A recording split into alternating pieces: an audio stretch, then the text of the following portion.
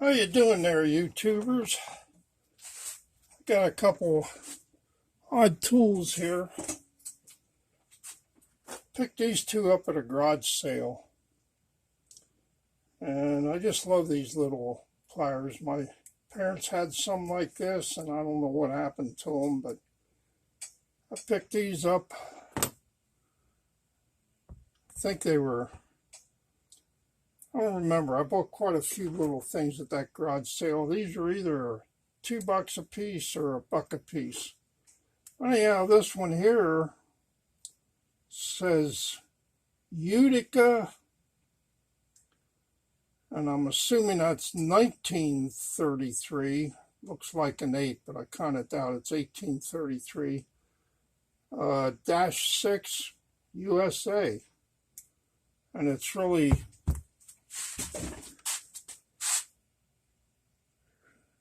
matches up nice. Needs a little cleaning, I guess. Nothing like Scout Crafter's gonna do. I'll probably just wire brush it lightly. Of course, you never know. Might get carried away. Same garage sale, I picked up this one. Now this one I can't find any markings on. It's also pretty nice. Matches up pretty good. Has good cross hatching in there. Have to clean that one up a little. But I actually used little ones like this yet. There's them too. Excuse me. Then there's this thing.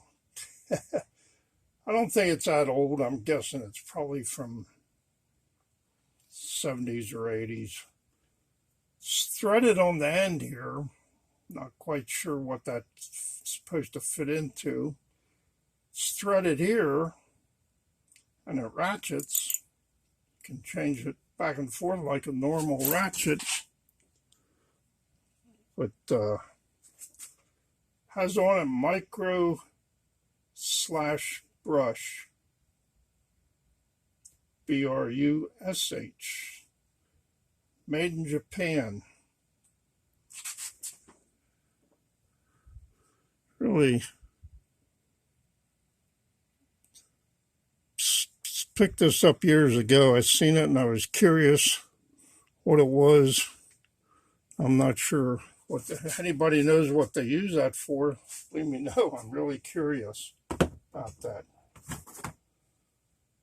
And there's an old, what I call side cutters. It's actually in pretty decent shape too.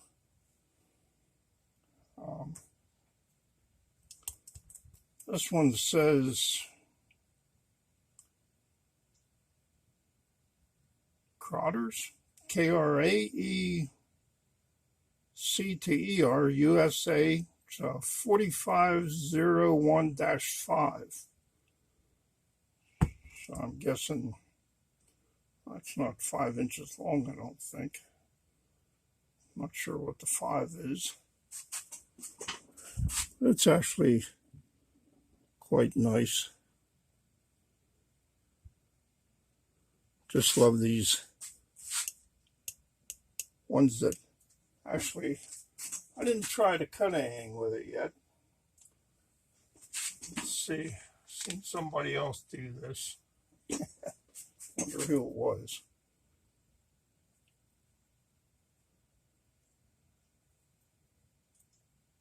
Yeah, it ain't. Well, yeah, did snap it. It's got a short handle on it. But, could be a little longer, I guess. Oh, I got arthritis pretty bad in my hands, so squeezing something like that sometimes is pretty hard for me. There's another little like punch. I didn't realize this unscrewed. Had this for quite a while now. Looks like you can replace them tips with different ends. This one here, It does have some writing on it here.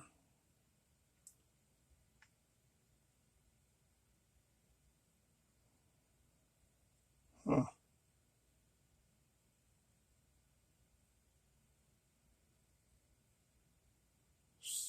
Something Starrett Company, Starret. If I'm not mistaken, they make a lot of micrometers and stuff like that. I can't read the first thing. It looks like, I don't know. Have to see if I can clean that up a little bit here with some 150 paper. So read that a little better. Huh. Had this for quite a while too. I picked that up somewhere along the line. I often went to auctions, I often got quarter and 50-cent boxes, or they keep piling stuff together, and I'd buy it. Come home with a whole 8-foot pickup bed load of junk and had maybe 10, 15, sometimes $20 that I spent. Back it up to the back door and start a couple different pals. Junk pal, save pal, sell pal. Somebody might like it that I know. You know, this one says, can't quite make out that word before, Starrett Company. I should know what that is. Then it says Anthony ATHOL, Massachusetts, USA.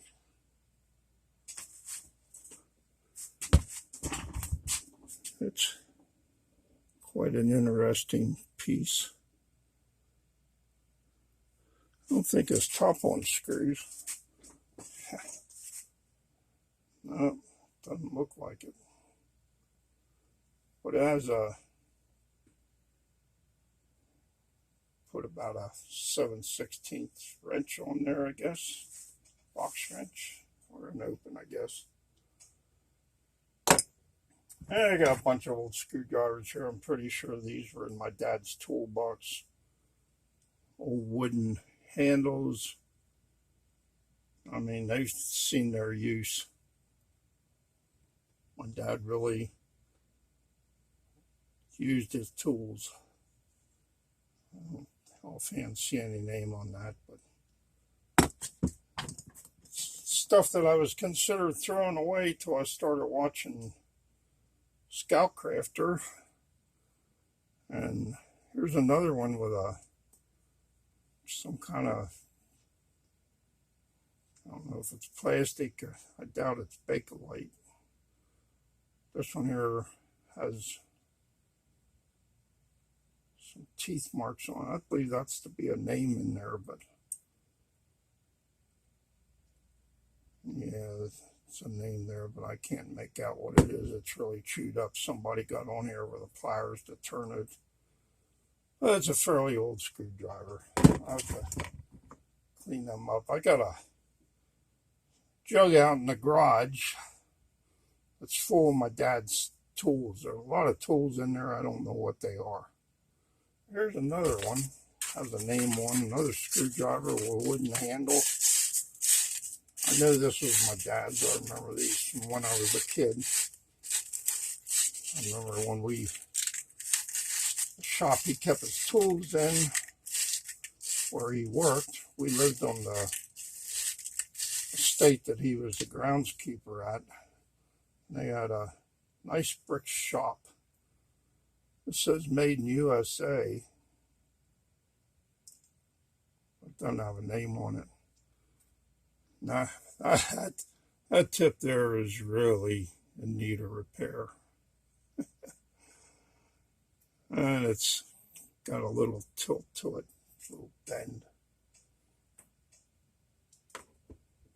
And this was my dad's.